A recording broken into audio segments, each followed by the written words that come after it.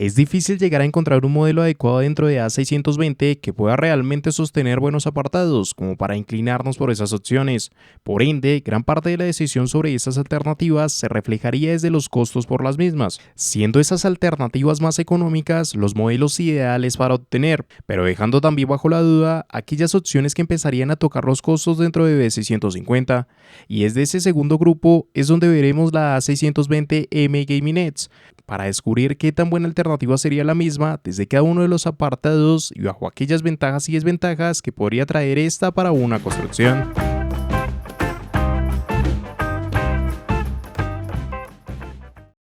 Pero antes de todo, recuerda pasarte por el enlace de la descripción, donde estarás encontrando los mejores precios para esta placa base, desde Amazon y de una forma segura.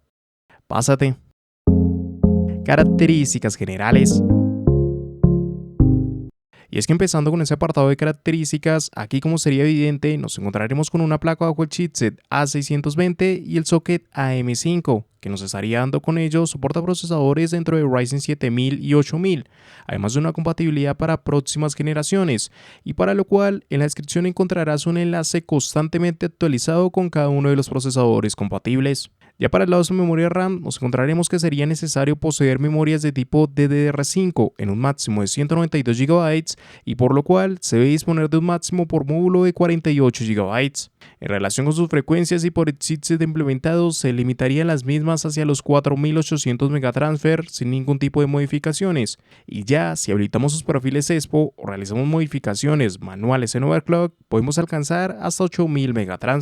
Si es que nos situamos en su almacenamiento, en este caso contaríamos con 4 puertos SATA de 6 GB por segundo, que pueden ser configurados en modo RAID 0, 1 y 10. Adicional a esto encontraremos un M.2, el cual tendría soporte dentro de PCI Express 4.0, así como tendría compatibilidad desde tarjetas de formato en el 2280. En cuanto a sus puertos de expansión, se nos van a presentar dos PCI Express. El principal dentro de estos tendría formato X16 y sería destinado para las gráficas, así como también se nos dará el soporte dentro de PCI Express 4.0. Adicional a ello tendríamos un PCI Express X1 3.0. Cada una de esas características se verían acompañadas junto al códec de audio ALC897, así como en conjunto y a partir de esa versión Wi-Fi se destacaría la tarjeta RTL 8852CE, que nos va a estar suministrando tanto Wi-Fi 6E como Bluetooth 5.2. Y ya dentro de sus conexiones internas y fuera de un carácter común para funcionamiento propio del sistema podemos encontrar una conexión para ventiladores externos,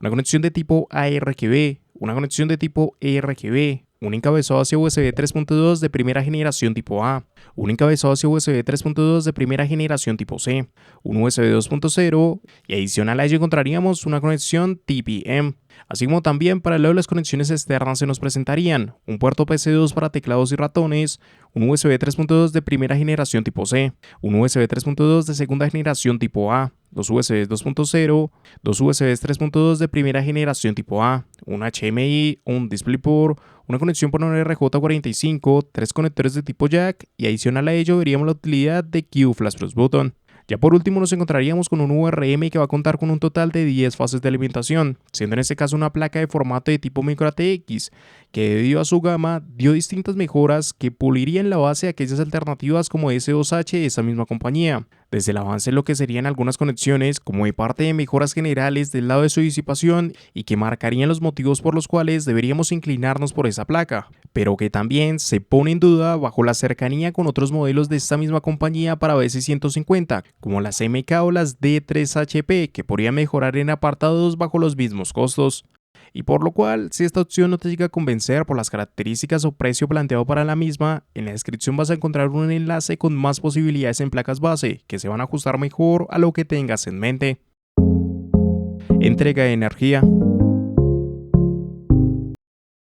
Evidentemente, al referirnos a un módulo de gama de entrada, su VRM no es precisamente un apartado por el cual se deba destacar. De hecho, hay que considerar que el TDP asignado para ese chipset llegaría hasta los 65 watts, y por lo mismo, tener mejor VRM, aparte de no corresponder a la gama de esta placa, tampoco tendría sentido. De esa manera es como se desprendería un total de 10 fases de alimentación, desde lo que van a ser 8 destinadas para su subcore, que serían los equivalentes para el uso de la CPU, y 2 para su SOC, ante el resto de los componentes. Para la gestión de sus fases nos encontraremos con el controlador central de Richtec RT3674AE, el cual tendría una capacidad de manejo de hasta 6 fases de alimentación de forma directa. De esta manera es como también se asume que se manejaría un diseño TAMI para la construcción de su URM. Desde lo mismo, una única señal podría ser gestionada por 2 o más etapas en la misma potencia, y aquello permitiría que el controlador tan solo tenga que manejarse en un modo de 4+1 para dar gestión sobre el total de fases que se describen. Ya de parte de sus MOSFET veríamos MOSFET del lado alto AC10N y un MOSFET del lado bajo 4C06N.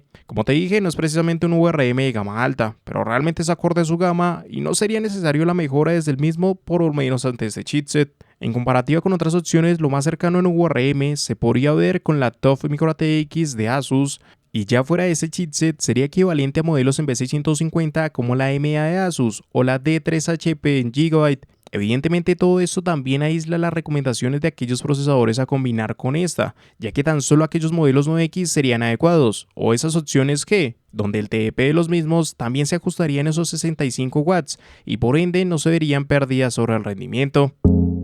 ¿Qué ventajas tendría esa placa base?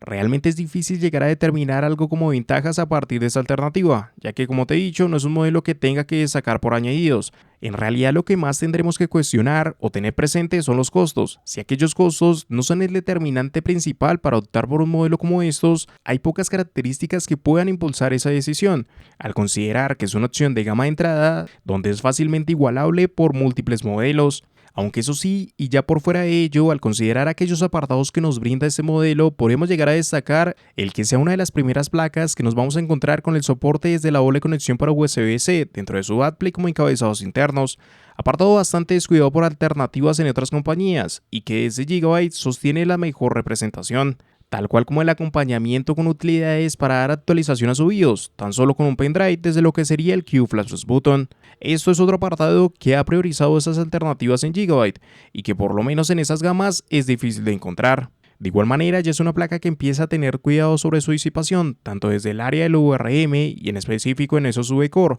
además de que ese M.2 también dispondría de la correspondiente disipación del mismo. Otro aspecto a tener presente es que ya es un modelo que se puede conseguir con una conectividad inalámbrica, lo cual de nuevo nos reúne dentro de una de las primeras alternativas en brindarnos esto, y por ende una de las más económicas de ser necesario. Más allá de esto mencionado es que no se puede añadir nada. Destacar más añadidos es simplemente embellecer características comunes que podríamos encontrar con varias alternativas aún por debajo del valor de esa placa. Y aun si pudiese o quisiese destacar más apartados, la conclusión de que el costo es el determinante principal para optar por esa placa base es lo único que mantendría al cuestionar la decisión por la misma.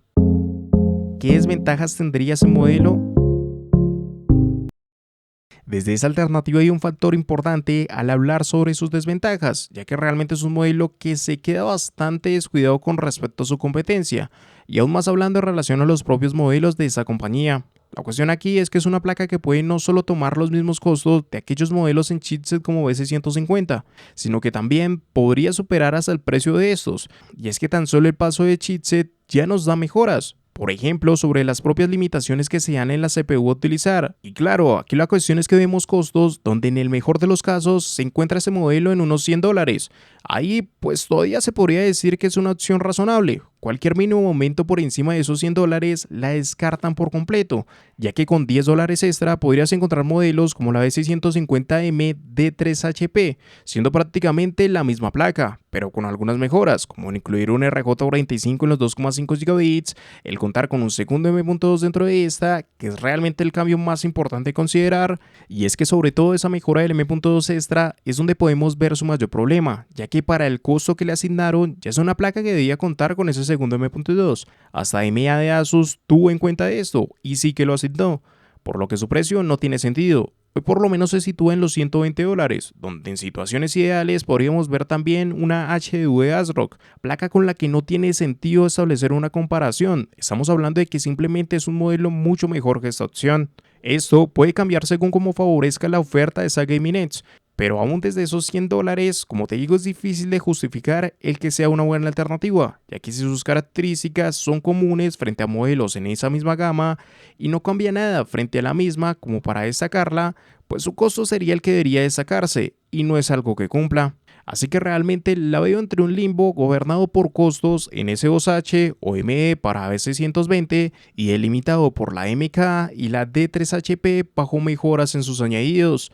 y diferencias tan mínimas en costo como para descartar a esa Gaming Edge. En conclusión, tener en cuenta una alternativa desde un chipset como A620 es complicado, ya que en la mayoría de los casos tan solo esos modelos de la gama de entrada y con los precios más reducidos son las opciones que se podrían recomendar. Cualquier placa que empiece a rozar el precio de modelos en B650, por lo menos desde mi opinión, quedaría descartada, porque ahí simplemente el paso del chipset da condiciones de mejora que deberíamos tomar sí o sí. Y ahí está la cuestión con esa placa, que no es precisamente el modelo de gama de entrada más económico, sino que esa es alternativa que justamente toca los costos de modelos de la gama de entrada para B650. Y si de por sí el propio cambio hacia esas alternativas en B650 debería ser el camino a seguir, dicho camino se refuerza aún más considerando que ni siquiera es un modelo acorde dentro de A620. Un paso tan coherente como brindar ese segundo M.2 dentro de la misma era algo que no debería descuidarse, porque precisamente esas opciones en B650 sí que lo incluirían desde sus bases. Por lo cual, las únicas condiciones con las cuales yo compraría esa placa son por debajo de los $100 en esa opción base y 115 en el modelo con Wi-Fi.